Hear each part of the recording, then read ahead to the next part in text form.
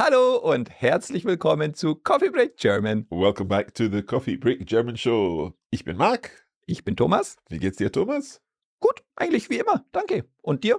Ja, heute geht's mir nicht so gut. Oh nein, das ist schade, was ist los? Ja, ich bin müde, mein Kopf tut mir weh. Ja, Ich weiß, was hilft. ja, Bisschen Deutsch. bisschen Deutsch natürlich. Bisschen Deutsch. In these weekly episodes, we're giving you ein bisschen Deutsch. We're teaching you a little German to help you take your German forward, one coffee break at a time. Ganz genau. Please remember to subscribe to this podcast wherever you get your podcast from. And if you're actually watching this as a video, please also follow our YouTube channel. Also Thomas, was lernen wir heute? Wir lernen, wie ein Deutsch-Muttersprachler zu reden. We're learning how to speak like a native German speaker. Ja. That sounds like a great idea. Los geht's.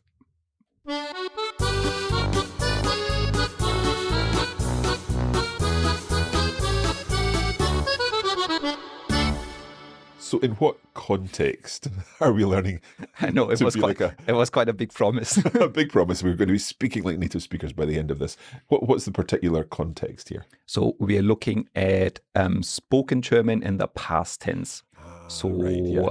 And lots of people might know this already, others don't know, but if we speak German and we're referring to things in the past, we normally use the perfect tense. The perfect tense, ich habe angefangen oder ich bin geschwommen. Yeah. So just thinking about tenses in general and looking at what this means. So tenses are used for talking at different times. We use the present tense for talking in the present, and we use a particular past tense in the past. But there's not just a past tense in German. We've got different past tenses. Genau. We've got the perfect, and then we've got this other one called the preteritum. Yeah, preteritum or imperfect, yeah. Mm-hmm. And we see that a lot in written German. Yeah. But there are some verbs that we also use in the preterite or imperfect tense when we use spoken German. Right. And these are the ones we're looking at today. Okay. So we can remember, if we speak in spoken German, we're talking about things in the past, we use the perfect tense. Mm-hmm. Apart from these couple of verbs that we're looking at today, and that will really help you sound like a native because they are verbs that a native would always use in the preterite. Okay, that all makes sense. So let's look at our first example here. Probably the biggest one and the most common one is sein or the past war. So to be or was. Or was, right. So let's hear an example. Gestern war sie im Museum und hat sich die neue Ausstellung angeschaut. So gestern, yesterday, war sie im Museum. She was in the museum. Ja. Und hat sich die neue Ausstellung angeschaut. So, and she saw the new exhibition. Genau, ja, perfekt.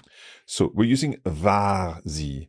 If this were the perfect tense, would that be gestern ist sie im Museum gewesen? Genau, so if you use the perfect tense of sein, it would be ist gewesen. Ist gewesen. However, it's lengthy, it sounds complicated, and a native speaker wouldn't use it in spoken German. And let's face it, war is much easier. Genau. So yesterday she was in the museum, sie war im Museum. Genau. It's also, if we see later in the sentence, we actually use the perfect tense because we say hat angeschaut. So here we use the perfect, and we would use it with other verbs in the sentence as well, but because we have sein, war, that we use in a different tense, we use in the preterite. Yeah, okay. I mean, I think in terms of forming the preterite or the preteritum, we've looked at that in Coffee Break German season 3 a little, and we've looked at it in other courses. It is a little bit tricky with the irregulars, not so much with the regular verbs. Yeah. But I think the most important thing here is this idea that when we're speaking, we're typically using the perfect tense, which normally is a little easier to form unless we're going to be talking about these specific verbs that we're using today. Genau, so today it's just identifying these couple of words, and they are pretty common ones, so you've probably heard them already actually used in the preterite. Exactly. And that goes for this next one, so haben. Ganz genau. So for example, when you say, wir hatten leider kein gutes Wetter und haben die meiste Zeit im Hotel verbracht. Right. So again, we've got a nice balance there because the first sentence or the first part of the sentence uses that preteritum. Genau. Wir hatten leider kein gutes Wetter. So unfortunately, we had no good weather. Mhm. We didn't have any good weather. Und haben die meiste Zeit im Hotel verbracht. And we have literally the most time in hotel spent. And we spent most of the time in the hotel. Genau, so far wir haben sein and haben. They are two of the biggest ones that we always use in the predicate. Another one is wissen, to know. Okay. And if we form a sentence with that, we could, for example, say, ich wusste nicht, was ich machen sollte, for example. Ich wusste nicht, was ich machen sollte. I didn't know what I should do. Yeah, or should have done. Should have done. Okay. Yeah. So what would it be if it were in the perfect tense? Ich habe nicht gewusst. Ich habe nicht gewusst. Okay. And then ich wusste just sounds more natural. Ganz genau. Okay. Ich wusste nicht, was ich machen sollte. Okay, good. There's one more big category, and that is the modal verbs that you would always use in the predicate. So that's our können, müssen, sollen, wollen, mögen, dürfen. Yeah. Exactly. Okay, so these modal verbs, and these are the ones that always combine with another verb. Like I had to do something, I wanted to do something, and so on. Ganz genau. I think, again, these are going to seem quite familiar. Yeah, you've seen them before, you've heard them before. Yeah. To give you one example, for example, with müssen in the predicate, it would be du musstest nur den Knopf drücken. So you only had to press the button. Genau. Okay, du musstest nur den Knopf drücken. Perfect. Or another big one is the können one, so to be able to, and we could say, sie konnten gestern nicht kommen, obwohl sie wollten. Right, so sie konnten gestern nicht kommen, so she couldn't come yesterday. They couldn't come. Sie konnten. Sie konnten, of course, sorry. So sie konnten gestern nicht kommen. They couldn't come yesterday, obwohl sie wollten, even though they wanted to. Genau, and there we have our wollten, which is our predicate of wollen, to want to. So let's just go through the modal verbs there. We've got wollen, which becomes wollten in the preteritum. Können becomes konnten, genau. Konnten. Müssen becomes mussten. So we lose the umlaut there, don't we? Yeah. Yeah. So müssen becomes mussten. Then dürfen. Durften. Is there an umlaut there? No. Okay, dürften. And what are we missing? We have mögen, which was then mochten. Mochten. So that's not like möchten, because we're very used to saying ich möchte and so on. Yeah. But that's mochten. In the so exactly. Möchten would be the subjunctive, so I would like. But mochten with no umlaut is like I liked. Ich mochte das Essen gestern. Yeah, I liked the food yesterday. Genau. Good. Okay.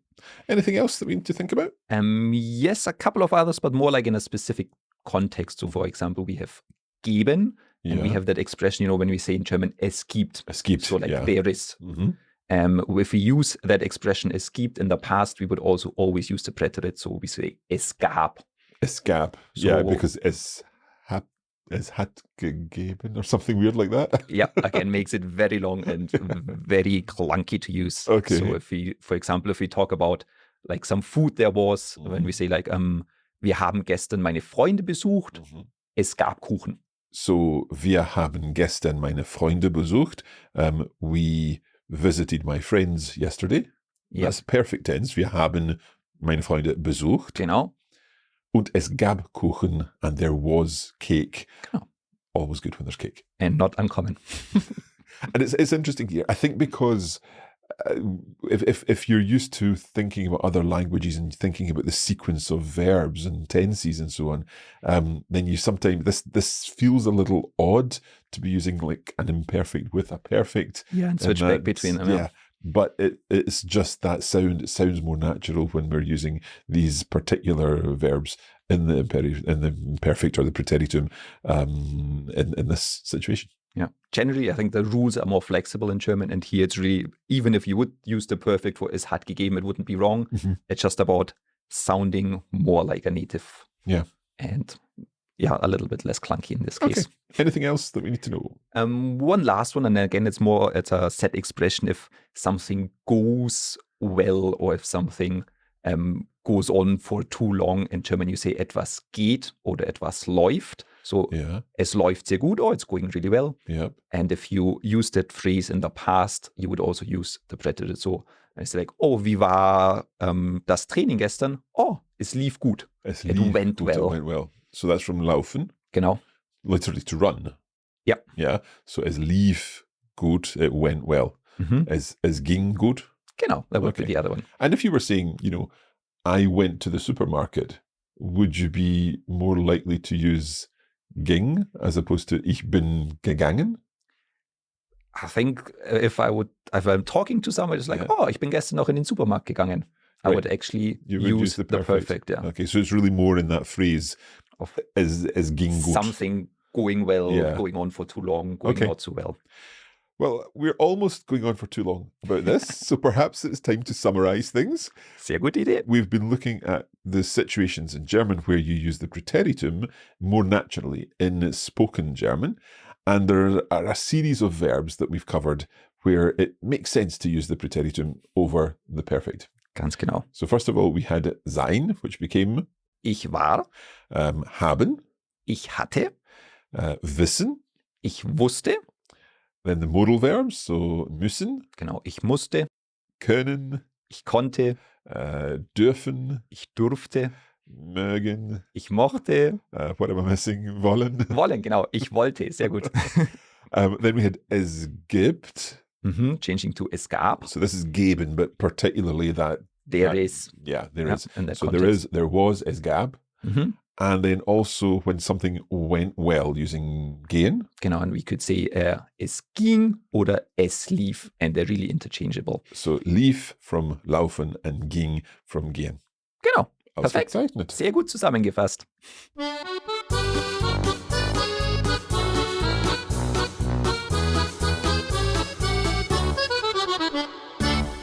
Also das war sehr interessant. Ja, perfect. Perfect use of war. And we hope that you enjoyed this and that this was useful to you in your German learning. Of course, if you'd like to see all of the examples and the information written down, then you can access our blog article. We will post a link in the description of this podcast to help you find it. Perfect. And if you would like to receive regular emails to improve your German about topics like this or many others, please sign up to our email newsletter at coffeebreaklanguages.com/German. And you can look out for that email in your inbox very soon. Also, Thomas, wie war's? Es lief super, würde ich sagen. That's it for today. Vielen Dank und bis zum nächsten Mal. Happy coffee breaking.